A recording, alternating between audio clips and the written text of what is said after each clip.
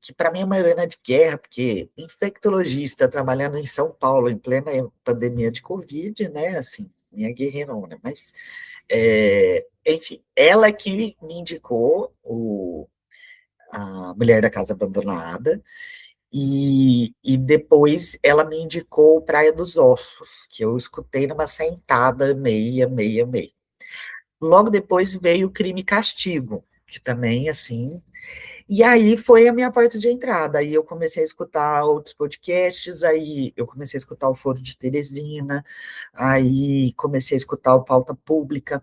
E como eu escutei vários do Pauta Pública, eu me tornei aliada. Então, eu não lembro a data certa que eu me tornei aliada do Pauta Pública, e sou até hoje, adoro, nossa, e cada vez que acontece, por exemplo, né, o Bom Dia Fim do Mundo é um podcast que eu escuto toda semana, e que é do Pauta Pública, que é da Pública, né? O Pauta Pública é o podcast. Então, aí a coisa aconteceu e hoje é isso. Eu sou uma super assim. Eu não sei se quem podcaster é quem faz ou quem escuta, né? Mas o fato é isso, eu amo e daí eu indico para todo mundo, tem mudado, assim, eu tenho utilizado tanto para informação, né, o Foro de Teresina, muito, Calma Urgente, sou do Clube do Livro do Calma, agora tem um novo, Duas e Tanto, duas mulheres maravilhosas falando de política 2 vezes por semana, também foi uma das coisas que me incentivou a voltar a gravar, mas é isso, vou estar indicando todos esses ao longo do tempo, só que é isso, faz já bastante tempo que eu escuto podcast e sou aliada da Pública há mais de ano, com certeza. Não terminei de ouvir o da semana, aí resolvi dar uma olhada no feed para baixo para ver coisas antigas. Chego no que vai ser o objeto da minha dica para vocês hoje.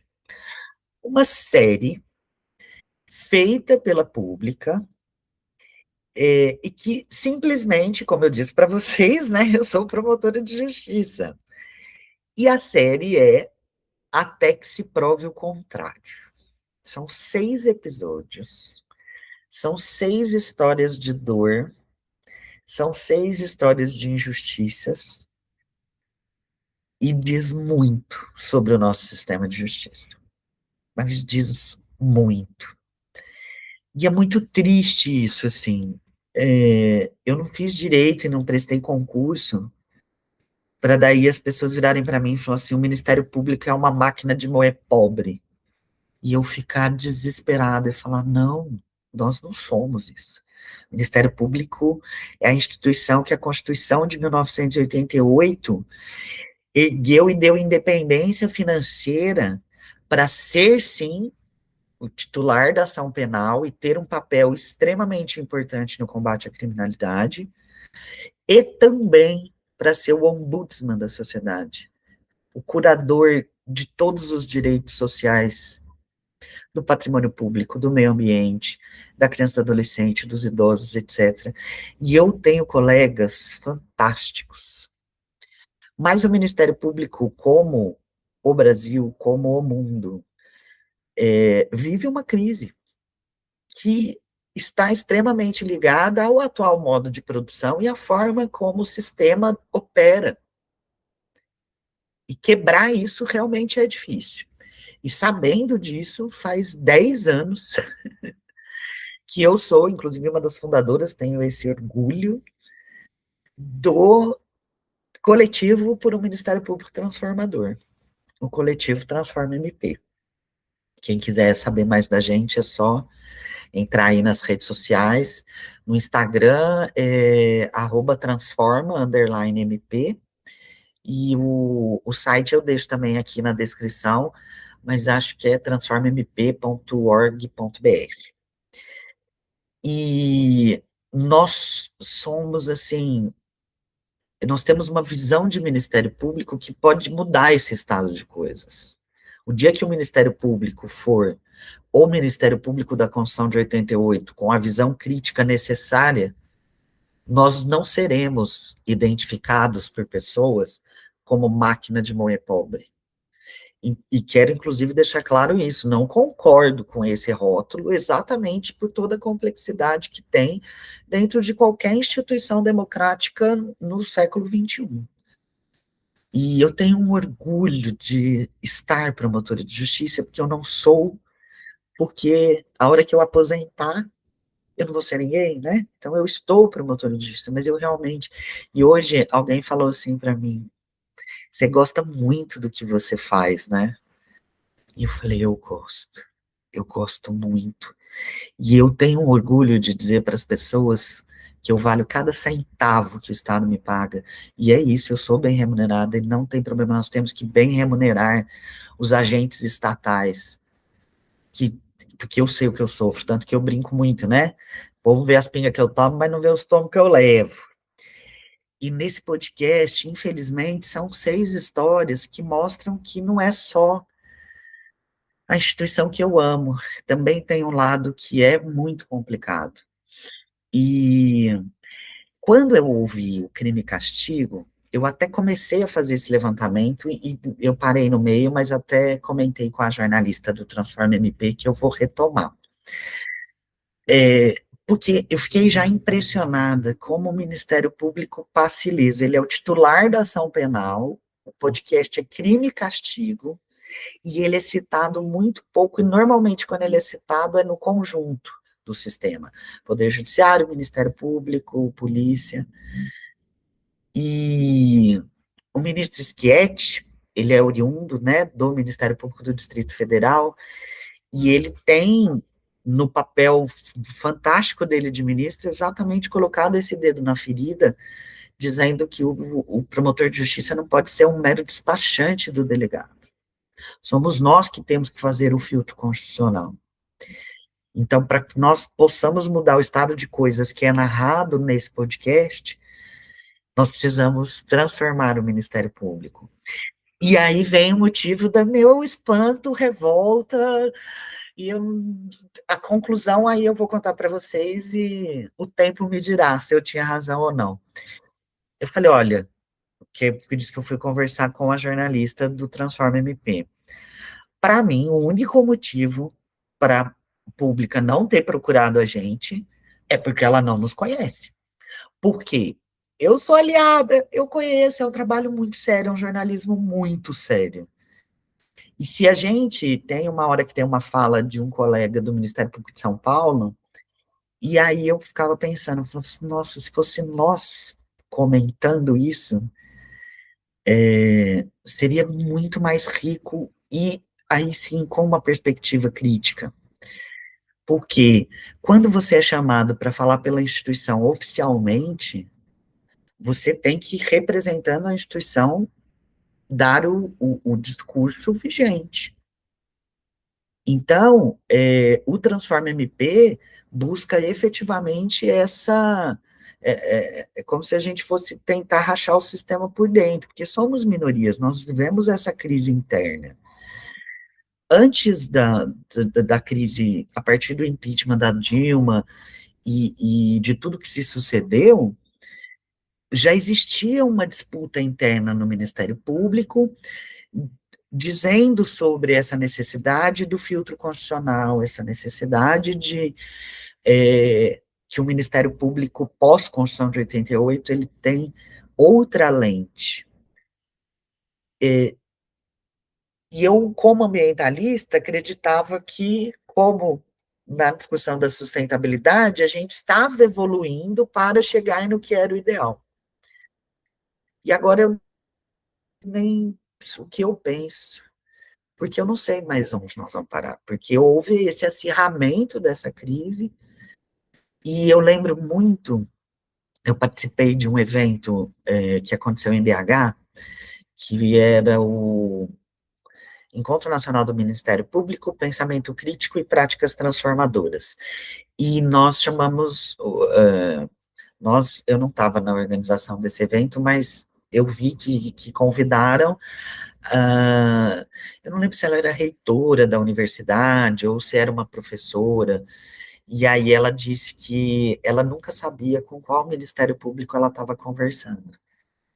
Porque é isso, do mesmo jeito que as Minas Gerais são muitas minas, o Ministério Público também tem essa mesma cara do Brasil hoje. E eu resolvi, inclusive, voltar a fazer esse podcast para entrar nessa disputa de narrativa. Esse ano nós temos eleições muito importantes. Nós ficamos sempre focados na discussão de prefeito, governador e presidente. No entanto, nós temos visto, e como ambientalista, eu tenho lugar de fala, a destruição da legislação ambiental pelo Congresso Nacional. Assim, a cada 3 meses é um rolo compressor, e isso me preocupa muito. Então, nós precisamos eleger novos deputados, novas pessoas, principalmente para os cargos de legislativo. E eu penso que Minas Gerais tem uma oportunidade ímpar, porque nós precisamos mulherar a política. Essa é a fala da vez, essa é o movimento que nós temos que fazer. Aí já vou então indicar o 12 e tanto, porque é isso, assim, gente, eu estou simplesmente apaixonada, entrei no clube de leitura, já usei a palavra no clube de leitura, porque daí eu não dou conta, porque é muito revolucionário o que elas estão fazendo, assim.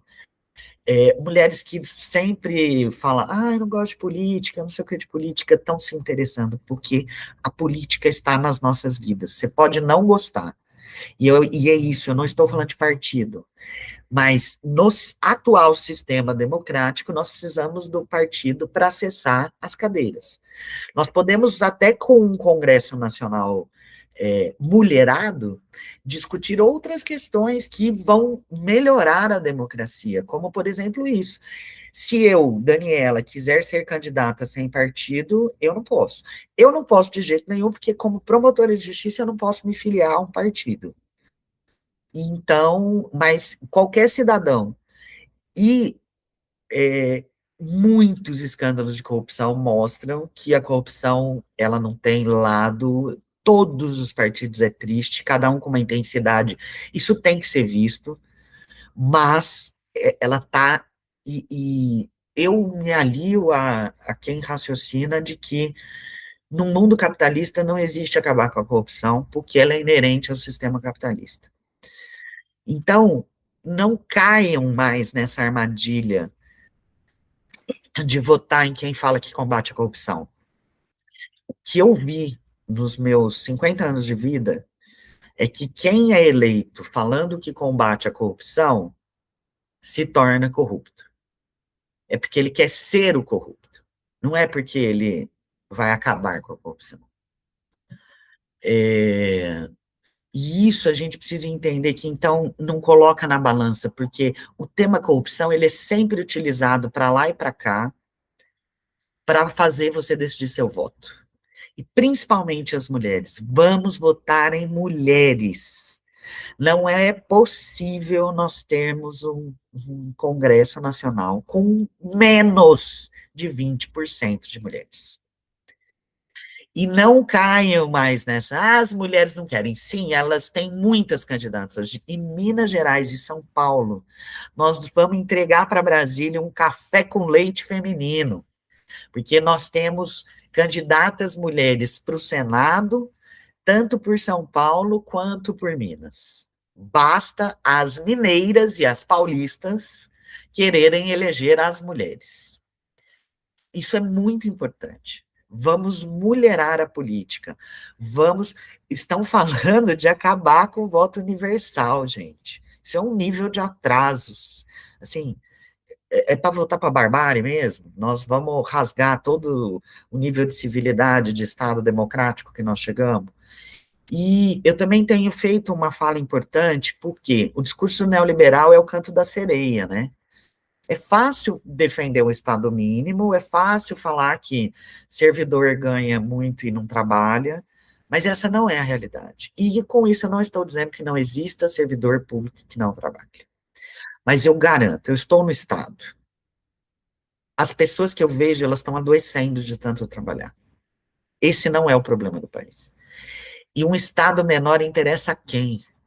Nós temos que exigir um Estado forte, com saúde, com educação.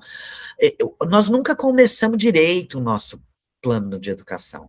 E nós estamos vendo o que está acontecendo nas escolas. Nós temos que injetar muito dinheiro nos professores, capacitá-los, dar estrutura, com salas que, não sei qual que é o número de alunos, mas não tem condição de um professor receber por mês, não chega a dar 2 salários mínimos em alguns municípios. Então, eu defendo um Estado forte, eficiente, e nós só conseguimos isso votando bem com parlamentares que entendam a importância do Estado. Então, mulherada, estou convocando os homens que já são bem resolvidos, que entendem que não tem cabimento, isso não, o feminismo não quer que as mulheres sejam mais fortes do que os homens, ou mais poderosas do que os homens. O feminismo quer equidade. Então, homens que votem em mulher é muito lindo isso, porque entenderam também isso básico. Então, é isso, voltei. Já deu tempo, não vou querer nunca passar de 30, porque fica muito chato e enfadonho, e aí às vezes eu acho que tá interessante, mas para você não vai estar, então vou estar sempre respeitando esse limite. Se você chegou até aqui, muito obrigada. Se eu te conheço, você é um amigo, uma amiga que faz tempo que eu não vejo, que bom que a gente pôde ficar juntinho, pelo menos online. Se você nunca viu minha FUS, chegou até aqui, então não sei nem o que dizer. Então, assim, like, joinha, essas coisas é o mínimo, que você me escutou até aqui já tá lindo. Gente, semana que vem tô de volta. E, não, eu quero sempre dar uma dica de podcast e uma dica de livro. Então, rapidinho, a minha dica de livro não poderia ser outra, senão Gregório do Vivier, meu amor do Calmo Urgente, assim, eu gosto demais, demais. E é muito interessante como... é, eu vejo ele no Calmo, escuto ele no Calmo Urgente, Alessandro Rufino e o Bruno Torturra, que eu também amo, e daí vi ele no teatro, amei, vejo no Porta dos Fundos, amo, e aí o livro dele, Aos Pés da Letra, Gregório do Vivier, eu li numa sentada, assim, ó, muito rápido, é divertidíssimo, e ao mesmo tempo, lê aí para você saber. Achei muito, muito maravilhoso. Então, minha ideia é essa: vim aqui uma vez por semana para dar uma dica de podcast e uma dica de livro. Infelizmente, agora eu leio muito no Kindle, não vou poder mostrar todos os livrinhos, mas quando for livro físico, aí eu mostro a capinha para vocês aqui. Com o tempo, quem sabe eu começo a mexer nessas coisas, eu ponho a capa, ponho o livro, vamos ver, quem sabe. Gente, obrigado quem ficou até aqui, beijão.